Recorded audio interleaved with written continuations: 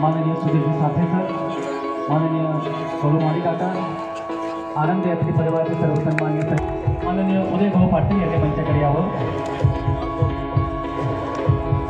माननीय नामदार गिरीश भाऊ महाजन यांच्या शुभ हस्ते आज या 5व्या खाद्यवाद्य महोत्सवाचं उद्घाटन या ठिकाणी संपन्न होत आहे।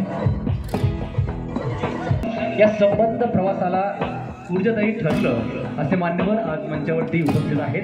अर्थातच मंचावर उपस्थित आहेत महाराष्ट्र राज्याचे जलसंपदा मंत्री, आपल्या सर्वांचे आधारवड महाजन यांचं आपण टाळ्यांच्या गजरात जामनेरकरांच्या वतीनं मनपूर्वक स्वागत करूया। यात्रेच्या वतीनं जामनेरकरांच्या वतीनं सस्नेह स्वागत करीत आहोत। भाऊंचं मार्गदर्शन, पाठबळ आणि प्रेरणा आपल्या सगळ्यांसाठी या सांस्कृतिक चळवळीसाठी मोलाची आहे। आज खाद्यवाद्य संस्कृती महोत्सव त्याचं उद्घाटन झालं असं सर्वप्रथम मी या ठिकाणी जाहीर करतो। आज मला वाटतं 5वं वर्ष आपलं आहे। म्हणजे प्रत्येक कार्यक्रमाला मी आवर्जून या ठिकाणी हजर असतो, म्हणून खूप खूप मनापासून आपल्या शुभेच्छा देतो। जामनेर शहरामध्ये मला असं वाटतं हा असा पहिलाच उपक्रम होता, बरोबर आहे, एकमेव असा उपक्रम आहे की जो तुम्ही या ठिकाणी सुरू केला आहे। जामनेरकरांना एक खूप चांगला सण म्हणजे एक मजा असती।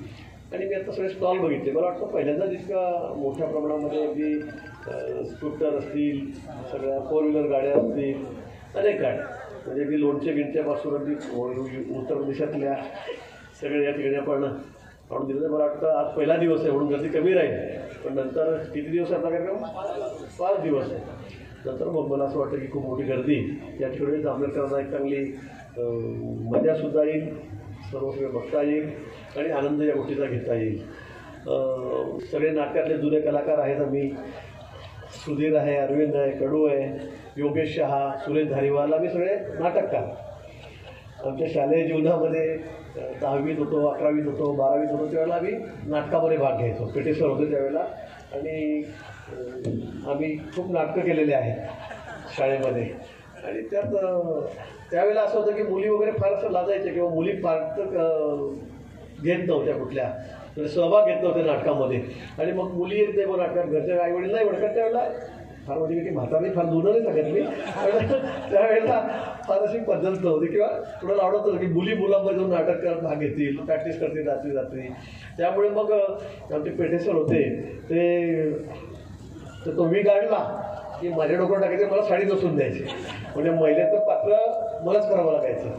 आणि माझ्याबरोबर एकदा अरविंदला पण महिलेचं पात्र देऊन टाकलं मी। त्यावेळेला एकदम असा होतो, अरविंद असा होता आणि म्हणून दोघं एकदम कॉन्ट्रास्ट आणि असं सगळी गंमत चालायची। आणि मग त्यावेळेला मग हे सगळे कुठले दादा बहिणावरोजी काका केशरचा असे किती नाटकामध्ये आम्ही त्या ठिकाणी भाग घेतला आणि ते फोटो अजून आमच्याकडे आम्ही एकमेकांना गमतीने दाखवतो आणि सगळी मजा मस्ती असते। आणि म्हणून आता मी नक्की सांगेन मी नाटकात भाग घेईल, पण महिलेचं पात्र मी करणार नाही।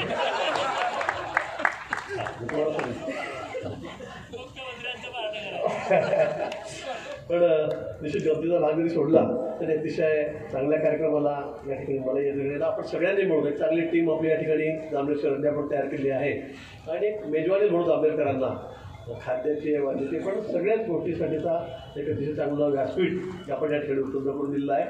म्हणून जामनेर शहराचा सुद्धा कायापालट झाला पाहिजे, जामनेर शहर सुंदर झालं पाहिजे, महाराष्ट्रामध्ये नंबर 1चं शहर आपण झालं पाहिजे असा माझा प्रयास त्या ठिकाणी आहे। आणि त्या दृष्टीने आपण आता सगळे रस्ते आपण बघतात सिमेंट काँक्रीटचे करतोय, तिथे पाण्याचा कुठेही येणे एक तसे मिनरल वॉटर आपण तुम्हाला तिथे स्वच्छ पाणी ज्या बॉटलमध्ये असतं त्यापेक्षा चांगलं स्वच्छ पाणी आम्ही तुम्हाला तिथे सगळे पथदिवे लागलेले आहेत, कॉलन्यामध्ये लाईट आहेत, त्याच्यापुढे हे नाही, सगळ्याच गोष्टी आपण अतिशय सुंदर केल्या आहे। सगळे ओपन स्पेस आहेत आपल्या आपण भागातले ते सुद्धा आपण सुंदर करतो।